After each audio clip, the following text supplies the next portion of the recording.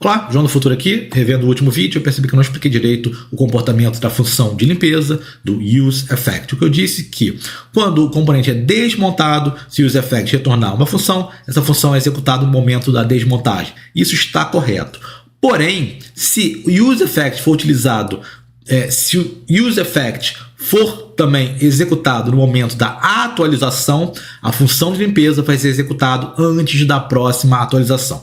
Então, se a minha array de dependência for vazia, e aí ele vai ser executado apenas na montagem, se eu retornar uma função de limpeza, essa função de limpeza é executada apenas na desmontagem. Então, aqui, essa função, vou dar um console log, ela é executada apenas na desmontagem. Porém, se eu tiver um outro useEffect, vou colocar um outro useEffect aqui, que dependa de alguma variável, por exemplo, uma variável chamada contagem, e vamos declarar esse estado aqui, const contagem sets, contagem quase igual useStates, vou botar 0, e aqui eu vou botar vou mostrar o contagem, eu vou botar um botão que vai atualizar, atualiza, onClick, set, contagem, mais um. Agora, essa função aqui, que apenas mostra apenas de montagem, não é apenas de montagem, é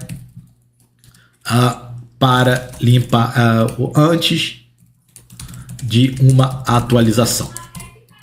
Por que isso? Porque a minha array de dependências depende do contagem. Então, é como se a função de retorno, a função de limpeza, ela limpa esse efeito. Então, se o efeito foi executado, quando o componente muda, a função de limpeza é executada. Vamos ver isso? Vamos ver lá no navegador.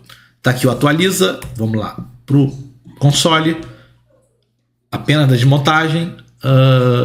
No caso, nada agora. Toda vez que eu atualizar, antes de uma atualização, desmontagem. Botei desmontagem, sim. Não é para botar desmontagem. Agora sim, antes de uma atualização. Então, esse é o comportamento da função de limpeza. Ela tem um comportamento... Se a gente quiser entender como ela funciona, ela limpa o que eu executei do efeito. Então, se o efeito foi executado, quando eu preciso limpar esse efeito, essa função de limpeza é executada. Se o efeito for apenas na montagem, então ela é executada apenas de montagem. Se o efeito for em cada atualização, a limpeza é executada ao final de cada atualização, antes da próxima.